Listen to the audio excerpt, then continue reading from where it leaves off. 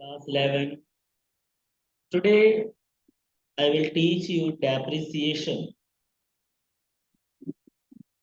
As you know, when we use any fixed tangible assets continuously, the value of those assets will goes down gradually 1 year after another year. Why? Because if we use assets again and again, so there will be some reduction in the value of those assets due to its wear and tear. Means जब भी हम कभी किसी fixed tangible assets को हम use करते हैं business में, तो यूज करने से उसमें क्या होती है, घिसावट होती है, टूट फूट होता है, उसकी कैपेसिटी कम हो जाती है दिन पर दिन। तो जिसकी वजह से एसेट्स की वैल्यू कम होने लगती है। तो जब एसेट्स की वैल्यू जो कम होती है, तो उस कमी को, उस रिडक्शन को हम डेप्रिसिएशन कहते हैं। ठीक है। सो हम कह सकते हैं कि depreciation is the decrease in the value of fixed tangible assets. Okay, हम लिख सकते हैं depreciation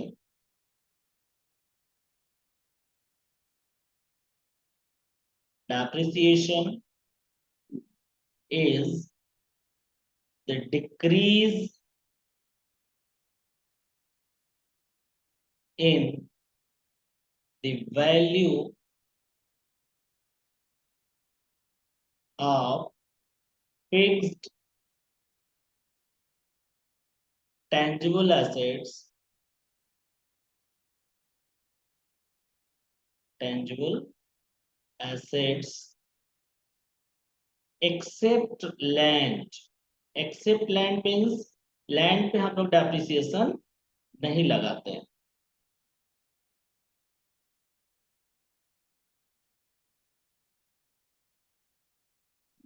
due to its continuous use.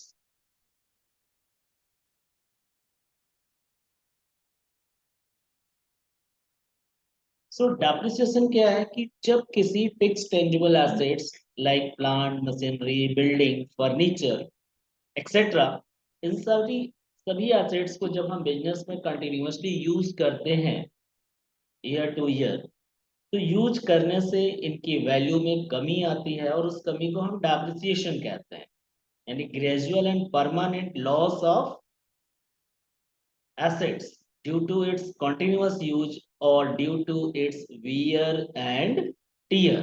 सो जो डिक्रीज होता है, इसको हम लोग wear and tear भी कहते हैं। wear and tear, ये डेप्रिसिएशन की जगह एक वर्ड यूज किया जाता है, क्योंकि wear and tear यानी यूज करने से जितना घिसावट होती है, कम होता है, उसे हम लोग wear and tear और डेप्रिसिएशन कहते हैं। ठीक है। तो हम लोग आगे बढ़ते हैं कि depreciation, how to calculate depreciation exactly. कैसे हम पता करेंगे कि किसी एसेट्स पे कितना यूज किया हमने, कितना उस पर डेप्रिसिएशन हुआ, ये कैसे पता चलेगा। तो इसके लिए जो है, क्वेश्चन में दिया होता है कि किस मेथड से आपको चार्ज करना है, लेकिन यहाँ अभी हमारा पर्पस नहीं पूरा हुआ कि कैसे हम समझेंगे या हम चार्ज करेंगे। तो देखो, जब कोई फिक्स्ड एसेट्स हम लोग परचेस करते हैं, तो उस एसेट्स का अपना एक लाइफ टाइम होता है। एक एसेट्स को हम लाइफ टाइम तक नहीं यूज कर सकते। जैसे हमने अगर कोई फैन परचेस किया, तो फैन की लाइफ टाइम मान लो 5 ईयर, 4 ईयर, 10 ईयर, जो भी कह लो, उसकी क्वालिटी के ऊपर डिपेंड करता है। जैसे हम अपने घर में इन्वर्टर यूज करते हैं, इन्वर्टर की बैटरी होती है। सो बैटरी का अपना एक लाइफ टाइम होता है। हम एक बैटरी को सालों साल, 50 साल, 100 साल नहीं यूज कर सकते, है ना। तो आप जब बैटरी खरीदोगे, परचेस करोगे दुकान से, तो दुकानदार बताएगा कि इस बैटरी पर कितने मंथ या कितने साल की गारंटी वारंटी दिया हुआ है। मान लो से आपने एक घर के लिए इन्वर्टर की बैटरी या बिजनेस के लिए ही इन्वर्टर की बैटरी आपने परचेस किया 20,000 का, 20,000 रुपए का खरीदा, और उसकी जो लाइफ टाइम है बोल रहे हैं 60 मंथ है। 60 मंथ मीन्स 5 ईयर, राइट। तो अब 5 साल के बाद वो बैटरी परफॉर्म करना बंद कर देगी अच्छे से।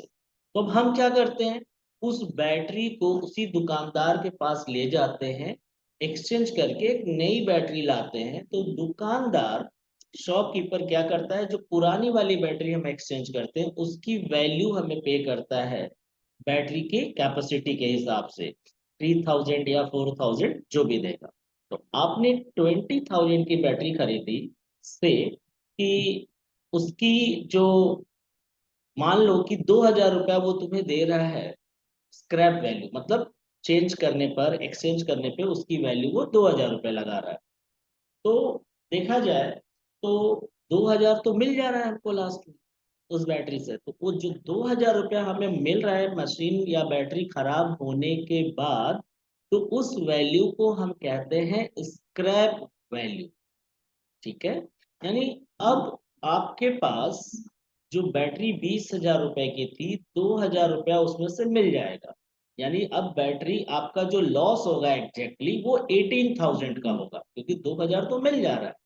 तो अब ये 18,000 रुपीज जो आपका कॉस्ट आ रहा है, ये बैटरी कितने साल तक चली, सपोज 5 ईयर। तो 5 ईयर से उस 18,000 को हम डिवाइड कर देंगे।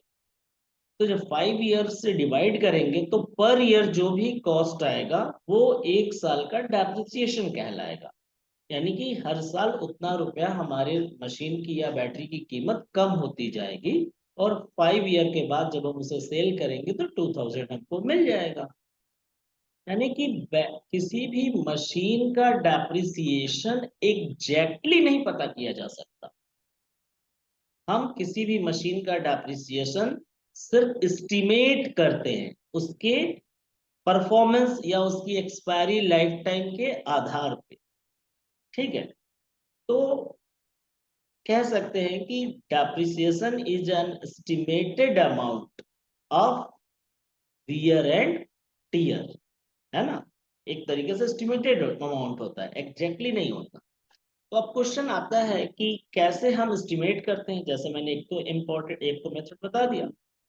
तो डेप्रिसिएशन चार्ज करने का, कैलकुलेट करने का बहुत सारा मेथड है।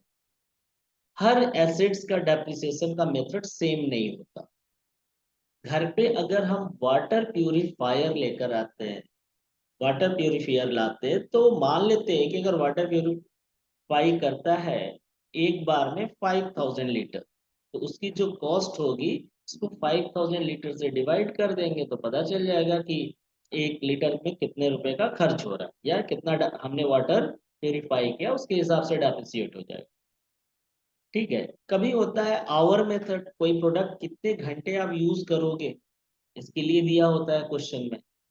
ठीक है। तो हम लोग के सिलेबस में, क्लास 11 के सिलेबस में डेप्रिसिएशन चार्ज करने के दो मेथड दिए हुए हैं। एक है स्ट्रेट लाइन मेथड, या उसे हम ओरिजिनल कॉस्ट मेथड या फिक्स्ड इंस्टॉलमेंट मेथड भी कहते हैं। दूसरा मेथड है रिटेन डाउन वैल्यू मेथड या डिमिनिशिंग बैलेंस मेथड। ठीक है। तो ये दो मेथड है जो कि हमें पढ़ना है। तो अब इन दोनों मेथड के अंतर्गत, या अगर क्वेश्चन में दिया है कि डेप्रिसिएशन चार्ज करना है और मेथड आपको मेंशन किया हुआ है कि ओरिजिनल कॉस्ट से या डिमिनिशिंग बैलेंस मेथड से, तो हम कैसे डेप्रिसिएशन कैलकुलेट करेंगे। सबसे पहले आज की क्लास में हम लोग ये सीखेंगे कि how to calculate depreciation by original cost method and diminishing balance, right? तो how to calculate annual depreciation ये हम लोग बाद में पढ़ेंगे। सबसे पहले आज पढ़ेंगे how to calculate depreciation by original cost and written with the written down value method. So there are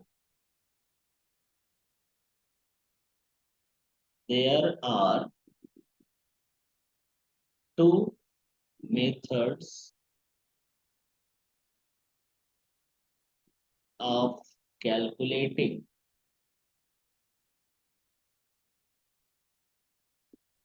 depreciation.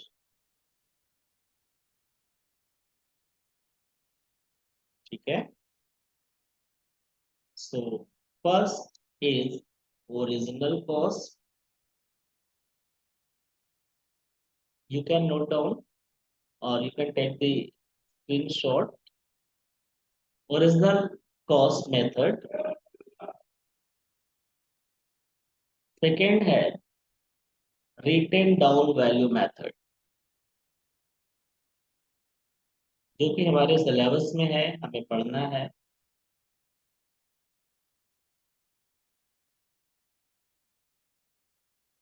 ठीक है. ये दो मेथड है, original cost and written down. तो ओरिजिनल कॉस्ट का मतलब होता है कि हमने किसी एसेट्स को जितने रुपए पर एक्वायर किया है. एक्वायरिंग कॉस्ट का मतलब होता है कि अगर सपोज दैट आपने 45,000 का एक मशीन खरीदा, परचेस किया, जिसपे आपने 3,000 रुपीज उसके कैरिज पे पेमेंट कर दिया, प्लस 2,000 रुपीज आपने उसके इंस्टॉलेशन पे पेमेंट कर दिया, तो मशीन की जो टोटल कॉस्ट हुई वो कहलाएगा 50,000. तो ओरिजिनल कॉस्ट मेथड में हम एवरी ईयर डेप्रिसिएशन इस 50,000 50,000 पे ही चार्ज करेंगे. मान लो क्वेश्चन में कह रहा है कि rate of depreciation, suppose that rate of depreciation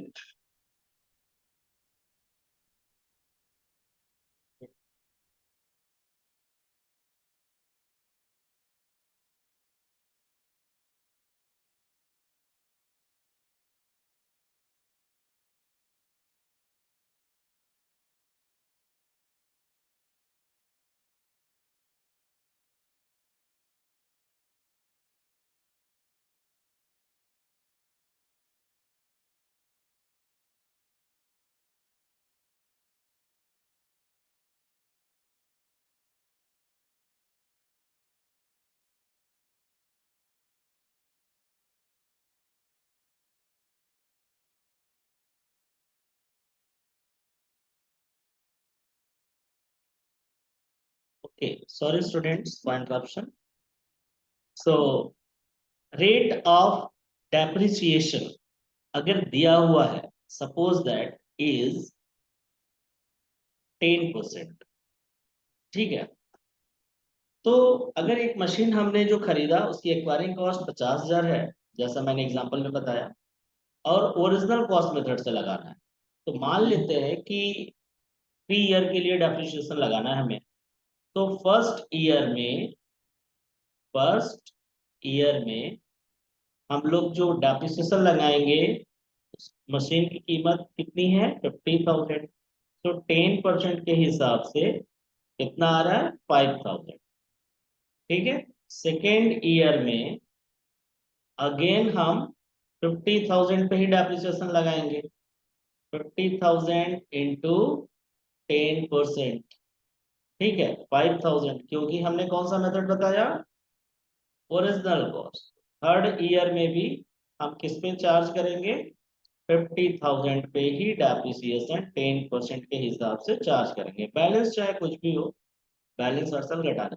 सो आपने देखा कि ओरिजिनल कॉस्ट मेथड में डेप्रिसिएशन हम जो चार्ज कर रहे हैं वो ऑलवेज ओरिजिनल वैल्यू पे कर रहे हैं, इसीलिए इसका नाम पड़ा है ओरिजिनल कॉस्ट मेथड, जिसे हम स्ट्रेट लाइन या फिक्स इंस्टॉलमेंट मेथड भी कहते हैं.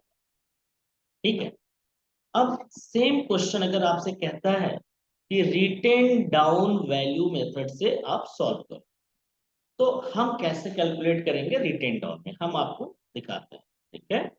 So student, you can take the screenshot of it. Okay. सो हम अब इसको रिटेन डाउन वैल्यू से समझाएंगे आपको।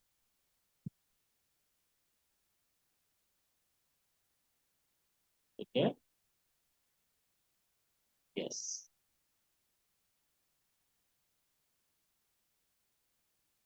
सो देखिए, अब आप लोग इसको हम लोग इस मेथड से, इस वाले मेथड से बताने जा रहे हैं, रिटेन डाउन वैल्यू से। ठीक है। सो फर्स्ट ईयर मशीन की कीमत तो सेम है 50,000, और 10% हम चार्ज कर रहे हैं, तो कितना आया 5,000। यानी कि अब मशीन की जो कीमत हो गई, 1 साल के बाद 50,000 रुपए में से 5,000 घटा दो, डेप्रिसिएशन कितनी हो गई 45,000। तो अब सेकेंड ईयर में हम डेप्रिसिएशन 50,000 पे नहीं, 45,000 पे चार्ज करेंगे, जब हम written down value method follow करेंगे। सो 10% चार्ज कर लिया हमने, तो आ गया 4,500। अब 4,500 भी माइनस कर दो, तो अब आपका अगले साल के लिए कितना बैलेंस बचेगा, यहाँ जाएगा 4 - 4 0, और ये 40,500। तो अब थर्ड ईयर में हम लोग डेप्रिसिएशन 40,500 पे चार्ज करेंगे। तो स्टूडेंट्स, आपने देखा कि रिटेन डाउन वैल्यू मेथड पे डेप्रिसिएशन हर साल घटता हुआ जा रहा है, इसीलिए इसको डिमिनिशिंग बैलेंस कहते हैं। यानी पहले साल 50 पे, सेकेंड ईयर 45 पे, थर्ड ईयर 40,500 पे चार्ज किया। ये रिटेन डाउन वैल्यू मेथड हो गया। ठीक है। तो क्लियर है यहाँ तक? आई होप सभी को समझ में आया होगा कि ओरिजिनल कॉस्ट में हर साल हम ओरिजिनल पे करेंगे। आप वीडियो बार बार देख सकते हैं पॉज करके, और बैक करके वापस आप देख सकते हैं कॉन्सेप्ट को क्लियर करने के लिए। अब आज हम बताएंगे आप लोगों को कि how to calculate annual depreciation and rate of depreciation. तो आज हम पढ़ेंगे सबसे पहले ओरिजिनल कॉस्ट मेथड को अच्छे से। अभी तो मैंने आप लोगों को सिर्फ ये बताया कि original cost method and written down value method में डेप्रिसिएशन चार्ज करने का प्रोसेस क्या है ना।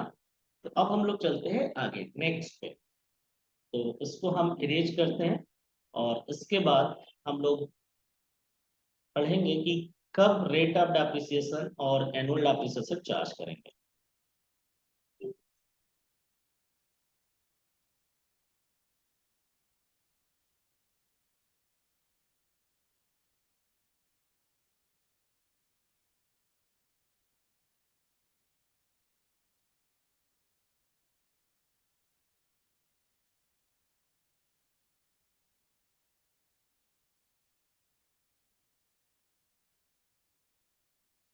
ठीक है। सो स्टार्ट करते हैं।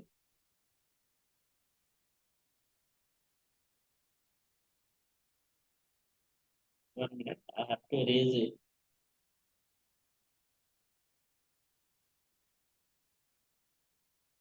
No board is limited. Yes. Okay students, so पहले तो हमें समझना होगा कि ये जरूरत कब पड़ेगा हमें कैलकुलेट करने का, rate of depreciation and annual depreciation. So when life time of assets along with scrap value is given। ठीक है। तो इन दिस केस, जब क्वेश्चन में दिया होगा कि एसेट आपने परचेस किया इतने रुपए का, एंड इसका life time, estimated life time कितना है, 10 ईयर, 4 ईयर, वॉट, और स्क्रैप वैल्यू कितना है, ये सब दिया रहेगा, तो आपको कैलकुलेट करने की जरूरत पड़ेगी। तो हम फॉर्मूला बताते हैं एनुअल डेप्रिसिएशन का। तो you can note down annual depreciation, और इसको हम ईयरली डेप्रिसिएशन भी कह सकते हैं ना, ईयरली डेप्रिसिएशन।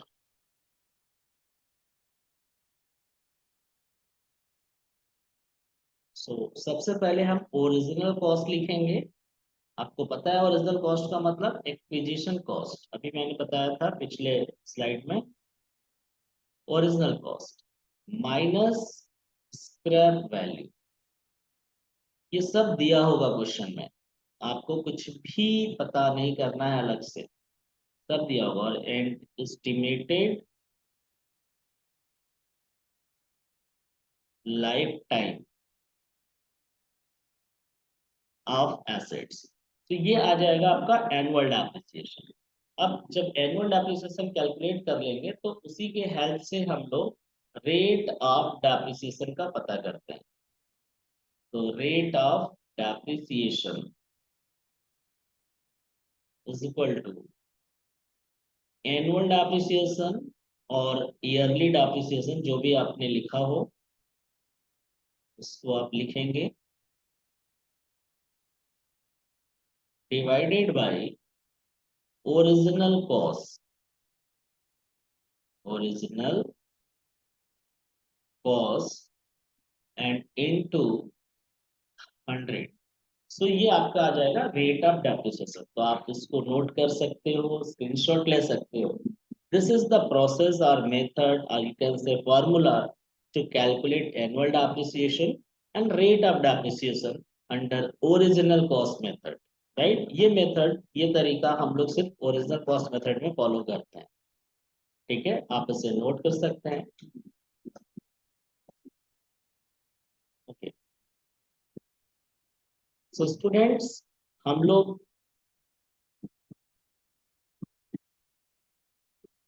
आगे न्यू टॉपिक पढ़ेंगे कि how to prepare machine account. तो इसके लिए पहले हम लोगों को डेप्रिसिएशन कैसे कैलकुलेट करते हैं, rate of depreciation and annual depreciation अच्छे से सीख लेना है। सो आज की वीडियो में बस इतना ही। नेक्स्ट वीडियो में हम आपको सिखाएंगे कि कैसे मशीन अकाउंट हम बनाते हैं, डेप्रिसिएशन अकाउंट कैसे प्रिपेयर करते हैं, ये सारा चीज। तो आगे का वीडियो देखने के लिए अगर आप सब्सक्राइब नहीं किए तो इसे सब्सक्राइब करिए, लाइक कीजिए, शेयर कीजिए एंड कमेंट कीजिए। और नया कुछ तो कोई टॉपिक समझ नहीं आया या कोई और टॉपिक समझ में आया तो हम उस पर वीडियो बनाकर शेयर करेंगे। So okay students, thank you.